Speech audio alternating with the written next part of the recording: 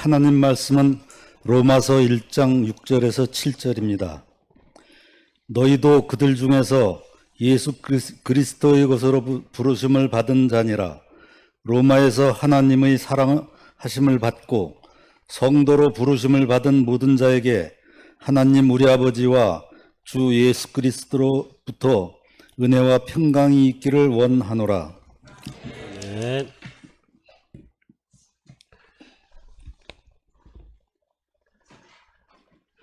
제가 지난주 월요일 화요일 날 서울에서 목회자 봄철 기도회 모임이 있어서 갔다 왔습니다. 그래서 저녁 시간에는 기도회를 가졌고, 그 다음에 낮 시간에는 코칭 전문가를 통해서 이 코칭 사역에 대한 강의를 좀 들었습니다. 제가 여기 목양실에 코칭 바이블이라고 하는 굉장히 좋은 책이 있는데, 제가 그 책을 예전에 읽었던 기억이 나더라고요. 그래서 굉장히 그 강의를 들으면서 인상적이었습니다. 그리고 다시 한번 그리스도인의 삶과 사역이란 무엇인가를 깊이 생각해 볼 수 있는 기회를 갖게 됐습니다. 여러분, 세상의 사람들은 좀 미안한 얘기지만 자기 혼자 잘 먹고 잘 사는 게 나름의 인생의 꿈과 목적이잖아요. 근데 그리스도인들은 인생의 꿈이 주님을 만나고 난 뒤로는 완전히 바뀌는 거거든요. 예를 들어서 사도행전 1장 8절에 주님께서 부활하셔서 하늘로 승천하시면서 우리에게 그리고 교회에게 맡겨주신 사명이 있습니다.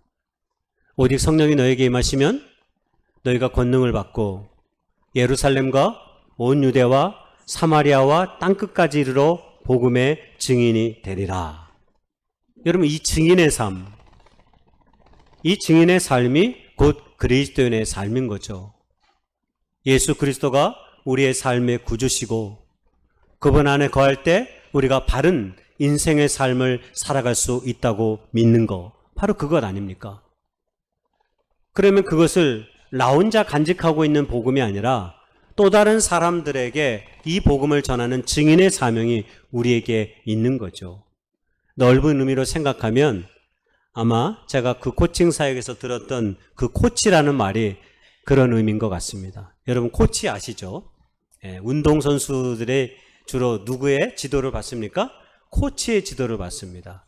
원래 코치가 거기서 나온 말은 아닙니다. 원래 코치는 어디서 나왔냐면 지금으로부터 1500년대에 헝가리에서 이 사륜 마차가 에서 유래가 됐어요. 여러분, 마차의 특징은 뭐예요? 손님이 타면 원하는 목적지로 데려다 주는 것입니다. 그러니까 이 사람을 여기에서 우리가 택시를 타면 예를 들어 우리가 화곡동 가게 해주세요. 화곡동은 서울에 있는 동입니다. 제가 화곡동에서 오래 살아서 죄송합니다. 춘천식으로 하겠습니다. 효자동으로, 남춘천역에서 효자동으로 가주십시오. 그러면 택시기사가 네 알겠습니다 하고 효자동으로 차를 몰고 가는 거예요. 바로 여기 있던 나를 여기까지 데려다 주는 걸 코치라고 합니다. 여기서 코치가 유래됐습니다. 이게 오늘날 우리에게 알려진 이 스포츠 분야의 코치로 알려지게 된 것은 영국의 대학 옥스퍼드에서 우리 크리스 옥스퍼드에서 조종 선수들을 가리키는, 선수하고 지도하고 훈련하는 사람들을 코치라고 그랬어요. 그래서 그 코치라는 말이 처음으로 그 분야에서 운동선수의 분야로 쓰여지게 됐어요. 원래는 이게 마차의 개념이고 자동차의 개념이에요. 우리 옛날에 봉고에 코치라는 봉고가 있었습니다. 다 그게 운송수단으로서의 원래 의미였는데 이것이 1800년대 들어오면서부터 운동선수들, 즉 역량 있는 선수들을 더 높은 단계로 그 사람이 갖고 있는 어떤 자질과 능력을 개발시켜주는 사람을 코치라고 그랬어요. 그래서 코치라는 말이 쓰여졌어요. 그리고 오늘날에는 이것이 단순히 운동선수들만 쓰이는 게 아니라 경영학에서, 심리학에서도 임원들이나 어떤 회사원들의 이 잠재력을 이끌어내는 그런 전문적인 영역으로 오늘날 이 코치 사역을 많이 합니다. 그래서 기독교 내에서도 이 기독교 코칭이라는 것이 있습니다. 코칭은 단순히 가르치는 게 아닙니다. 그 사람이 스스로 자신의 삶을 알고 바르게 답을 찾아가도록 돕는 일련의 과정을 코치라고 합니다. 중요한 건 이 기독교 사역에서의 코칭 사역의 전제가 있습니다. 그것이 오늘 말씀과 연관돼서 제가 이야기를 드리는 것인데, 바로 모든 사람에게는 하나님의 형상이 있고 하나님께서 우리를 하나님의 형상으로 창조하신 그 이유와 목적이 있다라고 하는 사실입니다. 이걸 다른 말로 얘기하면 가능성이죠. 여러분, 우리는 가능성 있는 하나님의 사람으로 여기 앉아있는 모든 사람들을 대합니다. 아니, 여기 앉아있는 사람뿐만 아니라 저 바깥에 있는 사람들까지도 우리는 가능성 있는, 아직 구원받지 못한 하나님의 사람으로 우리는 생각하며 대하는 것입니다. 가능성 있는 존재로. 여러분, 우리는 그렇게 다른 사람을 대하고 있습니까? 아, 이 사람 괜찮은 사람인 것 같다라는 마음으로 우리가 모든 사람을 바라보는 코칭의 전제가 바로 그것입니다. 근데 여러분, 세상은 어떻습니까? 미안하지만 세상에서는 우리의 결함을 먼저 가르칩니다.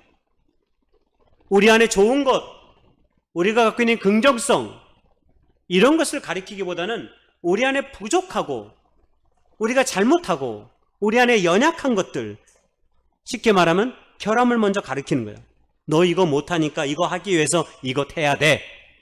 그래서 오늘 학원이 이렇게 많은 겁니다. 학교에서 가르치는 교육만 가지고 안 되니까 오늘날 미술학원, 발레학원, 피아노학원, 뭐 없는 학원이 없어요. 스포츠학원, 많은 학원들이 있습니다. 다 우리들의 모자란 부분들을 채워서 더 높은, 더 나은 삶으로 우리를 지향하도록 이끄는 그런 교육의 방식인 거죠.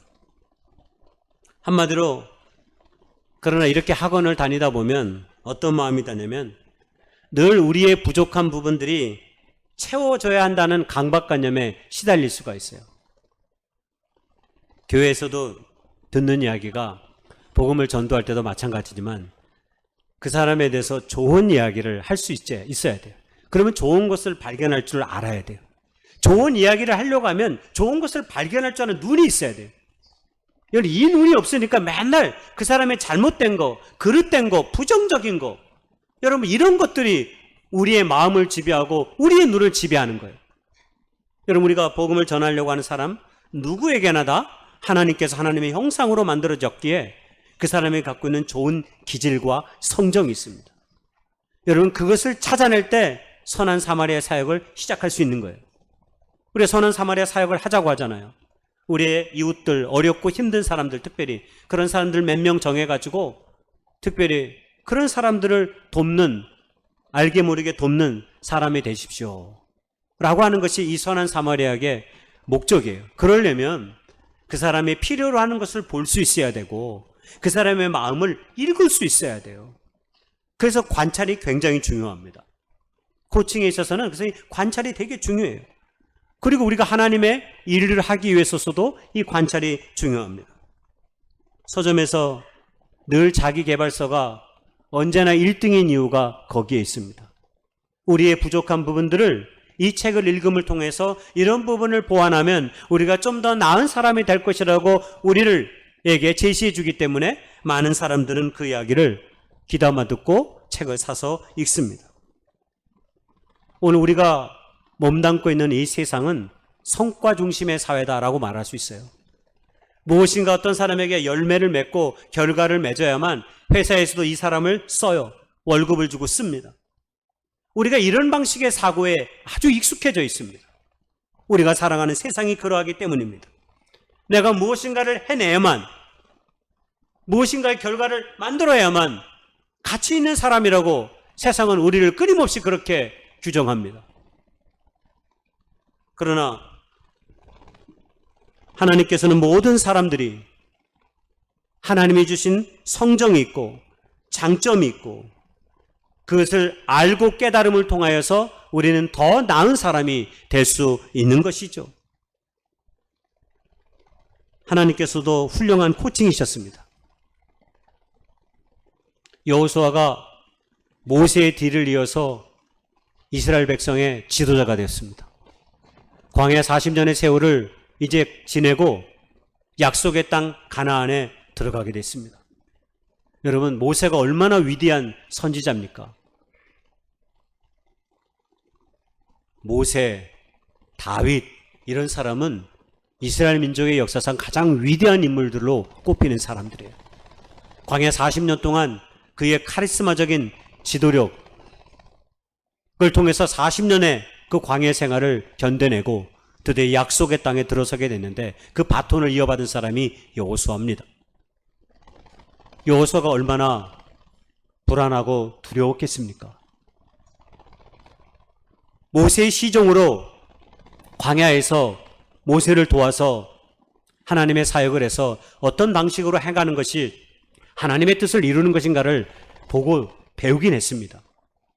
그러나 막상 모세가 죽고 자기가 이 모든 민족을 이끌고 이제 전쟁의 그 모든 순간들을 겪을 터인데 이들을 바르게 인도해 나가기란 아마 굉장한 많은 두려움이 있었을 것입니다. 그들에겐 체계화된 군대의 조직도 없고 저 가나안의 사람들처럼 높은 성벽을 둘러싸고 있는 저 나라를 싸워서 이긴다고 하는 것이 병기도 변변치 없는 이스라엘 민족이 쉽지 않은 것이라고 생각했을 것입니다. 그런 이 여호수아에게 하나님께서 저 1장 5절 6절의 말씀을 하는 것입니다. 내가 사는 날 동안 아무도 너의 앞길을 가로막지 못할 것이다. 오, 할렐루야죠. 하나님께서 저에게 이 말씀만 주시면 제가 두려워하지 않고 인생을 살 수 있을 것 같은데 아직 저에게는 이 말씀을 주시진 않네요.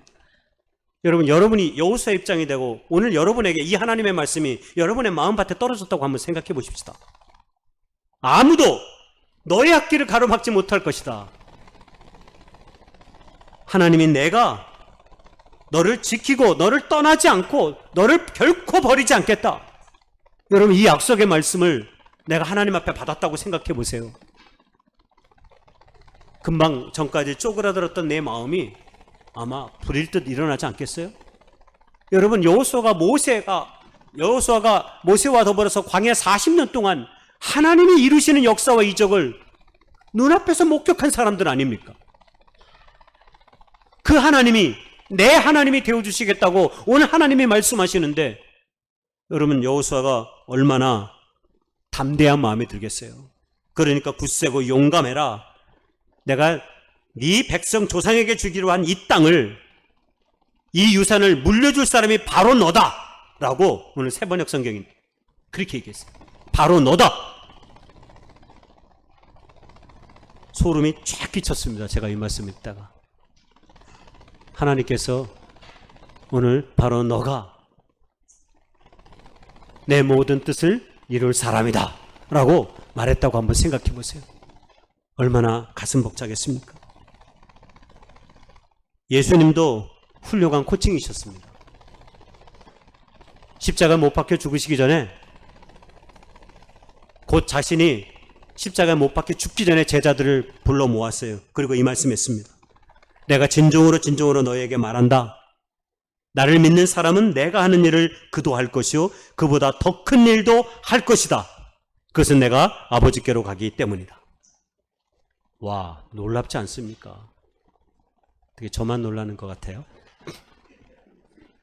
말씀을 읽을 때 정말 깜짝깜짝 놀라는 말씀들이 있어요.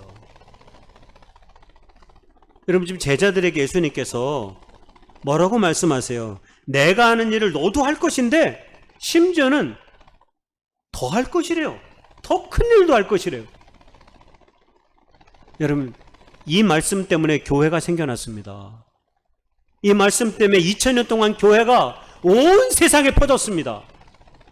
그리고 수백만, 수천만, 수억의 사람들이 지금 이 시간에 예배하며 하나님 앞에 나아가고 있습니다.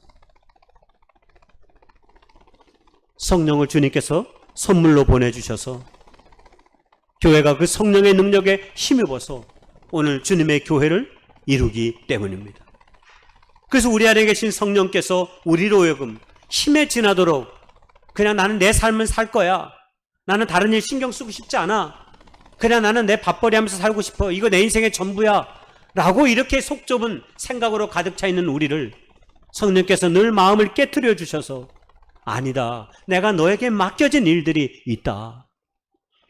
바로 이 교회를 통해서 하나님의 그 거룩한 나라와 일들을 이루기 위해서 내가 너를 불렀다. 여러분, 그 얘기하고 있는 것 아닙니까? 놀랄만한 위로의 말들이 하나님으로부터 오는 것이죠. 진정한 코칭이신 하나님과 예수님을 우리는 말씀을 통해 확인하는 거죠. 이것을 여러분, 우리도 아직도 주님을 알지 못하는 사람들, 그리고 아직 믿음이 없는 사람들에게 이런 일들을 할 수 있습니다. 이 일하라고 주님께서 우리를 불러주셨습니다. 코치로서의 그리스도인. 이걸 가장 가까이서 목격할 수 있는 게 부모가 자녀를 코치하는 것입니다. 김연아라고 하는 당대 유명한 피겨스케이팅 선수가 있었잖아요. 그의 어머니가 박미인데 우리 아내랑 이름이 똑같아서 제가 외우고 있어요. 그 어머니가 이 딸아이의 재능을 발견하고 어머니가 다 애를 키웠다 해도 과언이 아닙니다. 얘라고 해서 죄송합니다. 김연아 선수가 알면 놀라겠네. 우리 김연아 연하님이라고 그러는데 한국에서는 그런 거예요. 이런 코치라는 게 그런 거예요. 그런데 사람을 세우는 코치로서의 그리스도인의 삶을 살기 위해서는 먼저 우리가 그럴 만한 자격을 갖춘 하나님의 사람임을 아는 것이 중요합니다. 여러분, 우리가 알지만 알지 못합니다. 오늘 그 얘기를 제가 좀 하려고 합니다. 이게 우리가 행하려고 하는 코치의 사역과 맞닿아 있는데 그게 바로 자존감이라는 것입니다. 자존감. 성경에서 말하는 자존감과 세상에서 말하는 자존감은 근본적으로 다릅니다. 그런데 우리가 알고 있는 자존감은 대부분 세상에서 배운, 세상에서 우리에게 가르쳐준 그 자존감에 익숙합니다. 여러분, 자존감의 사전적 정의는 이겁니다. 자신에 대한 존엄성이 타인에 의한 것이 아니라 자신 내부의 성숙된 사고와 가치에 의해 얻어지는 개인의 의식을 말한다. 이게 사전에서 말하는 자존감입니다. 우리가 이 세상에서 어떤 존재로 행복하게 살아가느냐의 문제를 생각해 볼 때 이 자존감이 굉장히 중요합니다. 어떤 사람이 행복하게 삶을 살 수 있을까요? 제가 원래는 설교가 길어질까 봐 좀 잘랐어요. 2026년에 세계 행복지수 막 이런 게 있었거든요. 한국이 58이에요. 3월 달에 발표가 됐는데 이스라엘은 8이더라고요. 그러니까 우리가 생각하면 전쟁의 와중 가운데 있는 사람들은 8이고 우리는 잘 먹고 잘 사는 것 같은데 58이 이해가 잘 안 되죠. 심리학자 에드 디너라는 사람이 자존감을 이렇게 정의했습니다. 행복이라는 건물을 지탱하는 집안이 자존감이다. 그렇습니다. 우리가 행복한 삶을 사느냐 못 사느냐는 다른 데 있는 것이 아니에요. 내 안에 자존감이 있느냐 없느냐가 우리를 행복한 삶으로 만드느냐 만들지 못하느냐를 가르쳐 준다라고 하는 거예요. 여러분, 우리의 집안이 약하면 아무리 화려한 조건을, 성공, 많은 월급, 엄청난 부자 이런 거 많이 쌓아올려도 여러분 불안정할 수밖에 없습니다. 그러나 반대로 집안이 튼튼하면 소박한 건물이라도 그 안에서 거주하는 자는 행복한 안정감과 행복을 누리며 살 수 있다고 하는 것이 이 학자의 결론입니다. 에드 디너의 결론입니다. 작년인가 언제 영화 베테랑이라는 영화가 있었습니다. 그 주인공이 누구냐면 형사 황정민이에요. 배우. 예. 황정민이가 그리스도 교회 출신이라 제가 꼭 언급하는 건 아니에요. 예, 그리스도 교회를 다녀요. 예, 황정민이가. 예. 근데 이 황정민이가 그 영화에서 그런 얘기를 해요. 야, 우리가 그 재벌과 싸우는 거거든요. 우리가 돈이 없지 가오가 없냐? 라는 얘기. 이런 말 합니다. 여러분, 가오라는 말이 무슨지 아세요? 일본 말로 이게 얼굴 이런 뜻을 갖고 있어요. 이걸 우리는 어떻게 해석합니까? 존심, 자존심 이런 뜻으로 우리가 해석합니다. 그런데 성경에도 이 비슷한 이야기가 있습니다. 여러분, 세상에서 가장 중요한 일이라고 묻는다면 대부분의 사람들은 아마 돈 버는 일이다. 아마 이렇게 말할 것입니다. 그렇죠. 아마 기독교인들도 돈을 버는 일이 가장 중요한 일이라 말할 수 있겠죠. 왜냐하면 돈을 벌지 않으면 당장 내일 우리가 삶을 생활할 수 없기 때문입니다. 아마 인류의 99.99%는 당장 먹고 사는 일이 인생에 있어서 가장 중요한 일이다 이렇게 생각할지 모릅니다.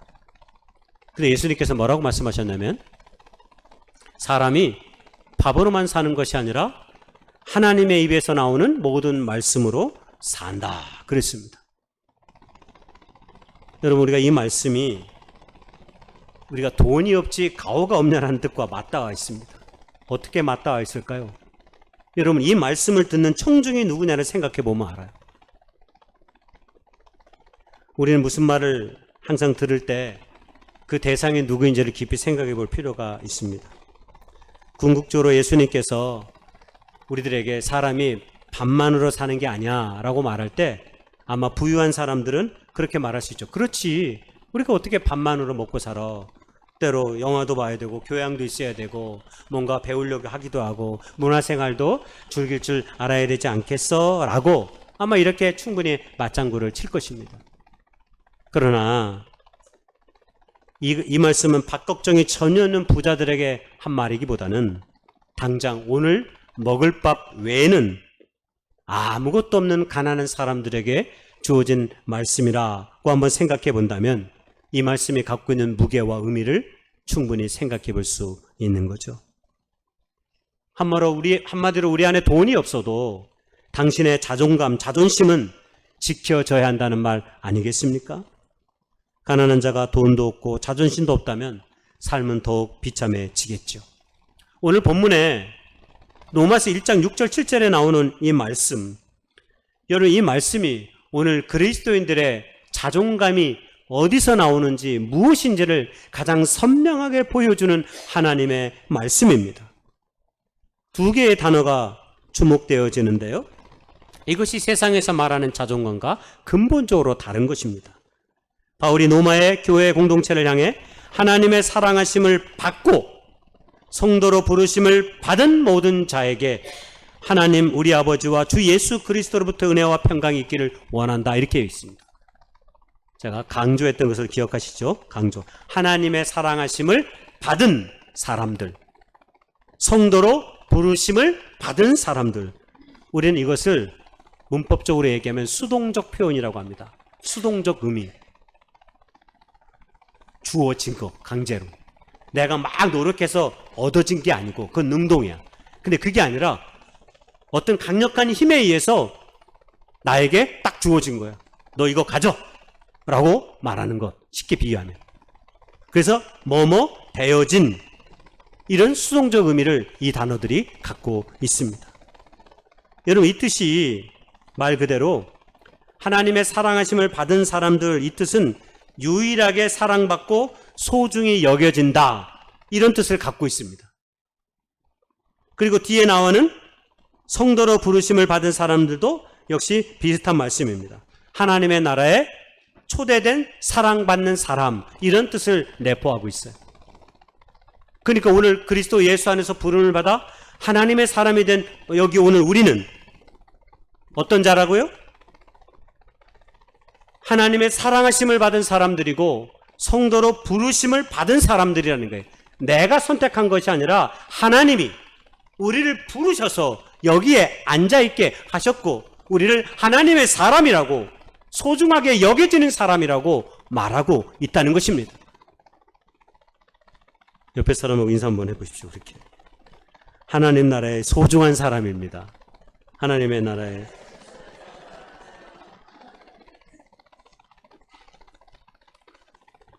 하나님 나라에 소중하고 귀하게 여긴 사람으로 내가 온 것 같지만 내가 온 게 아니라 하나님께서 우리를 부르셔서 우리를 이 자리에 앉혔다라는 의미가 저 말씀입니다. 근데 우리는 늘 자기가 다 한 걸로 생각해요. 여러분 그것은 교인이 뭔지 모르는 거예요. 그리스도인의 뜻을 모르는 거예요. 여러분 교회란 뜻이 뭐예요? 에클레시아, 오늘 새벽에도 제가 잠깐 얘기했는데 부르심을 입은 자들의 모임. 하나님이 부르셔서 여러분 내 자녀가 나한테 그런 얘기 안 해요. 아빠 왜 나를 이런 곳에 태어나게 하셨어. 이왕이면 이병철의 저기 이건희 회장의 좀 자녀로 좀 이런 얘기 안 해요. 얘기해도 소용없어요. 왜? 이거는 그냥 호적에 내 이름으로 애가 돼 있어. 그걸 어떻게 바꿀 수 있는 게 아니야. 여러분 그렇게 생각하면 똑같아요. 그럴 때 애들이 그런 말하면 정신 차려 이놈아. 네가 아무리 용서도 바꿀 수 없는 거야. 그건 주어진 거야. 주어진 거. 여러분 주어진 거는 바꿀 수 없어요. 하나님이 우리를 그렇게 사랑받는 자로 부르셨다니까요. 부르셨다라고 오늘 이야기하고 있습니다. 이게 원래 구약에서도 나와요. 구약의 선민사상에 이런 이스라엘 백성들이 오늘날 저렇게 광폭한 폭력을 휘두르는 이유가 사실 그 배경에 자신들의 민족이 위대한 민족이라고 생각합니다. 선민사상의 뿌리가 사실 이런 데 있죠. 이사야 48장에도 야곱아 내가 부른 이스라엘아 내게 들으라 나는 그니 나는 처음이었도는 나는 마지막이라 두려워하지 말라 내가 너를 구속하였고 너를 지명하여 불러나니 너는 내 것이라. 하나님이 자기 민족 이스라엘을 내 것이라고 말했어요. 만왕의 왕 만물의 창조되신 그 하나님이 자기들 민족의 하나님이라는 거예요. 아니 그분은 온 세상의 하나님이신데 착각하고 있는 거죠. 이스라엘의 시오니즘 선민사상은 그런 잘못된 이 국가주의 내셔널리즘입니다. 여러분 이런 표현들이 신약에 와서 예수 그리스도와의 관계 속에서 우리가 더욱더 그렇게 분명하게 된 것이 아닙니까? 우리가 하나님의 사람이라고 그리스도께 부르심을 받은 사람이라고 누가 그러면 우리 안에 어떤 마음이 생깁니까? 약간 긴장이 생기죠. 왜? 내 얼굴에 나는 그리스도인인 하고 거기에 붙이며 사는 사람이 된 거니까. 내가 걸어가는 이 모든 발걸음이 예수 그리스도의 영광을 드러내는 삶의 발걸음으로 옮겨져야 되니까. 그러니까 함부로 거짓말하고 함부로 누군가를 욕하고 함부로 누군가를 비난하고 그럴 수 없죠. 왜? 그리스도로 사랑받은 사람의 삶이 결코 그것은 아니기 때문입니다. 사람들은 성경에서는 나라고 하는 존재가 내가 하나님을 아는 존재가 아니라 심지어는 하나님이 먼저 나를 아셨다라고 나를 먼저 부르셨다라고 말합니다. 갈라디아 4장 8절 9절에 지금은 9절 여러분이 하나님을 알 뿐만 아니라 하나님께서 여러분을 알아주셨습니다. 그런데 어찌하여 무력하고 천하고 유치한 교훈으로 되돌아가서 다시 그것들에게 종노릇하려고 합니까? 그렇습니다. 하나님이 알아주셔서 우리를 이 자리에 앉게 했습니다. 근데 이 하나님을 버리고 어떻게 우리가 세상으로 나아갈 수 있습니까? 우리가 이 하나님을 내버려 두고 어떻게 유치한 세상의 어떤 것들에 우리의 마음을 두고 우리의 삶을 살아갈 수 있겠습니까? 오늘 바울은 그것을 뭐라고 해요? 무력하고 천하고 유치한 교훈으로 되돌아가는 것이라고 했습니다. 우리가 주님을 진정으로 알면 하나님을 진정으로 고백하면 우리는 절대적으로 세상으로 돌아갈 수가 없습니다. 다 유치찬란하게 느껴지거든요. 다 별것 아닌 걸로 느껴지거든요. 시간성을 이기지 못하고 다 무너지고 없어질 것들임을 우리가 알게 되는 것입니다. 우리가 하나님의 존재에 대해 질문하기도 전에 이미 하나님께서 우리에게 자신을 드러내어 우리에게 다가오신다라고 말씀하고 있는 겁니다. 나라고 하는 존재보다 크신 하나님을 자꾸 내가 규정하려고 드니까 우리가 자꾸 믿음생활, 신앙생활에 어려움이 있는 것입니다. 우리 너무나 나약하고 연약한 존재이죠. 그러나 하나님이 나를 부르시고 사랑하셔서 나라고 하는 존재가 되었다는 것, 여러분 이것을 기억할 수 있기를 바랍니다. 자, 그러면 성경에서 말하는 자존감이 무엇인지 약간 감이 올 수 있겠죠. 세상의 자존감은 타인의 평가에 휘둘리지 않고 나 자신을 온전히 믿고 나아가는 걸, 그걸 자존감이라고 말합니다. 세상에서. 그러니까 누가 무슨 말을 해도 괜찮아, 너는 너를 믿어 라고 말하는 게 세상에서 말하는 자존감 교육이에요. 어떤 맞는 말 같지만 맞지 않습니다. 왜냐? 우리가 주눅들지 않고 두려움 없이 인생을 살고 싶지만 나라고 하는 존재를 그렇게 믿을만 하지 못해요. 저라고 딴짓 안 해봤겠습니까? 목회자로 살아도 가끔씩 딴짓할 때가 있어요. 요즘 대표적 딴짓 제가 얘기했잖아요. 자진 고백했잖아요. 제가 쇼츠 이거 그만 봐야 되는데 이거 자꾸 핸드폰에 있으니까 재밌는 거니까 이게 한 번 보고 두 번 보고 어쩌다 한 20분 동안 쇼츠 보고 있어요. 주여 용서하십시오. 그냥 하나만 보고 딱 닫으면 되는데 이게 잘 안 되더라고. 이게 재밌어 또. 예? 아주 재밌어. 그러니까 나도 보기에 20분 동안 그거 보고 있어. 주여, 저도 그렇게 살 때가 있습니다. 잘 노력해도 안 됩니다. 나라는 자존감의 뿌리를 자꾸 내게서 찾으려고 하면 우리는 다 실패합니다. 하덕규라는 가수가 가시나무라는 노래를 불렀죠. 내 속에 내가 너무 많아 뭐 이런 노래. 예? 여러분 가사가 얼마나 멋있는지 몰라요. 우리의 삶을 그대로 정직하게 드러내는 표현이 있어요. 당신의 쉴 곳 없는 내 속에 헛된 바람들로 당신의 편할 곳 없네. 내 속에 내가 어쩔 수 없는 어둠, 당신의 실자리를 뺏고 내 속에 내가 이길 수 없는 슬픔, 무성한 가지나무 숲 같네 하는 이런 일련의 시 같은 노래. 오늘 날아가는 자존감의 뿌리가 어디에 있는지를 저는 가르쳐주고 있다고 생각합니다. 결국 성경에서 우리에게 말하는 자존감의 뿌리는 바로 우리 밖에 있다라고 지금 말하고 있는 것입니다. 하나님이 먼저 우리를 부르시고 사랑하셔서 지금의 나로 서 있다라고 하는 겁니다. 그래서 나라고 하는 존재의 정체성이 이 자존감이 흔들리지 않는 거예요. 왜? 하나님으로부터 주어진 것이니까. 내 삶이 하나님으로부터 주어진 것이기 때문에 내가 흔들리지 않는 거예요. 근데 내가 이룬 것, 내가 배우고 노력한 것, 이것으로 내 자존감을 세우려고 하면 내가 열심히 공부한 거, 내가 열심히 취직한 거, 내가 열심히 배운 거, 돈 번 거, 이거 다 없어지면 어떻게 됩니까? 다 사라져버리는 거죠. 눈처럼. 세상에서 말하는 자존감은 내가 내 힘으로 얻어진 노력의 결과물을 가지고 널어가는 존재를 규정한다고 말하지만 성경이 우리에게 말하는 로마서 1장 6절 7절의 이 말씀은 바로 외부로부터 하나님으로부터 널어가는 존재가 하나님의 사랑하심을 받는 존재로 성도로 부르심을 입은 존재로 서 있다는 사실을 기억하라 라고 우리에게 끊임없이 말씀하고 있는 겁니다. 자꾸 나라는 존재를 다른 사람하고 비교하면 어때요? 자존감이 지켜집니까? 안 지켜져요. 내가 가진 소유나 내가 가진 배경이나 내가 가진 경험이나 여러분 이런 것들은 나보다 더 많은 것을 가지고 있고 더 많은 경험을 가지고 있는 사람을 만나면 금세 쪼그라들어 버려요. 이런 것들은 다 나를 지켜주지 못합니다. 근데 우리는 오랜 세월 동안 거기에 마음을 두고 삶을 살아갈 때가 너무 많습니다. 하나님의 사랑하심과 부르심에는 그래서 차별도 없고 비교도 없습니다. 오직 우리의 자존감의 모든 근거는 오직 하나님에게 있다는 사실을 오늘 바울이 로마서 1장 6절 7절의 말씀을 통해 우리에게 가르쳐주고 있는 것입니다.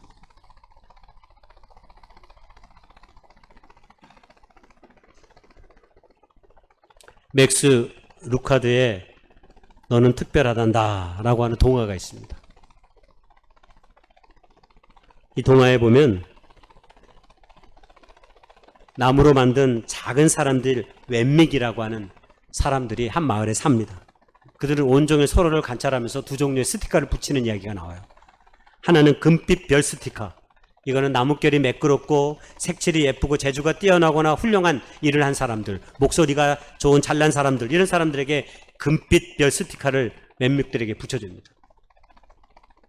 반대로 잿빛점 스티커를 붙이는데 이 사람들은 어떤 나무가 거칠거나 칠이 벗겨졌거나 생활 가운데 실수가 많거나 사업에 실패하거나 어려움을 겪어서 누군가에게 질타를 받거나 못난 사람이라 칭함을 받을 때 사람들은 이 잿빛의 점 스티커를 붙여줍니다. 여기 주인공 이름이 펀치넬로입니다. 펀치넬로. 주인공 펀치넬로는 늘 실수투성이의 존재입니다. 뭘 하려고 하면 넘어지고 몸에 흠집도 많고 사과하려고 입을 열면 딴소리가 나오고 바보 같은 말만 나오고 그래서 너는 왜 이렇게 바보 같니? 너는 이렇게 하는 일이 왜 그러니? 너는 왜 그것밖에 안 되니? 하면서 이 펀치넬로에게 계속 전빛의 제 스티커를 붙여줍니다. 어느 날 보니까 자기의 온 몸에 잿빛 스티커가 가득 차 있는 것을 펀치넬로가 확인합니다. 나 같은 것은 살 필요도 없을 것 같아. 나는 결코 좋은 아무 사람이 아닌 것 같아. 하면서 밖에 나가기를 두려워합니다. 그러다 어느 날 펀치넬로는 아주 이상한 웬맥인 누시아를 만납니다. 공교롭게 누시아는 그녀의 몸에는 단 하나의 스티커가 없습니다. 금빛 스티커도 없고 잿빛 점 스티커도 없습니다. 그냥 깨끗한 나무 몸이었습니다. 왜 그래요? 그랬더니 사람들이 그녀에게 칭찬을 하면서 별을 붙이려고 해도 그 스티커가 바닥으로 그냥 툭 떨어진답니다. 사람들이 그를 비웃고 잿빛 점 스티커를 붙여도 역시 그 스티커는 붙여지지 않고 그냥 떨어져 나간답니다. 펀치넬로는 그 비결이 너무 궁금했습니다. 그래서 누시아는 펀치넬로에게 언덕 위 목공사에 사는 목수 엘리를 찾아가 보라고 동화에서 얘기합니다. 펀치넬로는 두려움을 무릅쓰고 목공소로 향합니다. 그리고 그곳에서 자신의 이름을 따뜻하게 불러주는 나무사람 제작자 엘리를 만납니다. 엘리는 펀치넬로야 어서 와라. 내가 너를 기다리고 있었단다. 라고 따스한 말을 건넵니다. 펀치넬로는 자기의 모습이 너무 부끄러워서 저에게 점이 너무 많습니다.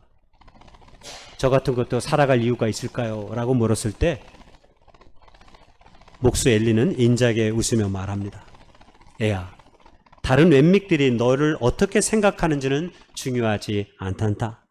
그들도 너와 똑같은 나무 사람들일 뿐이야.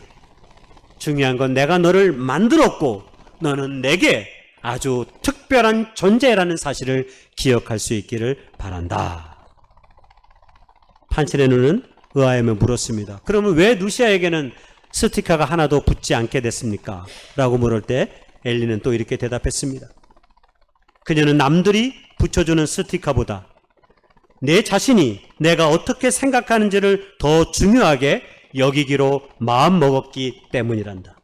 스티커는 내가 그것을 중요하게 생각할 때에만 몸에 붙여지는 거야. 엘리의 이 말을 아시겠죠? 펀치넬로가 엘리의 말이 맞는 것 같다 느껴졌을 때 그의 몸에 붙여있던 잼빛접 하나가 바닥으로 떨어졌다라고 동화는 이야기합니다. 여러분, 이 이야기가 우리에게 주는 교훈이 무엇입니까?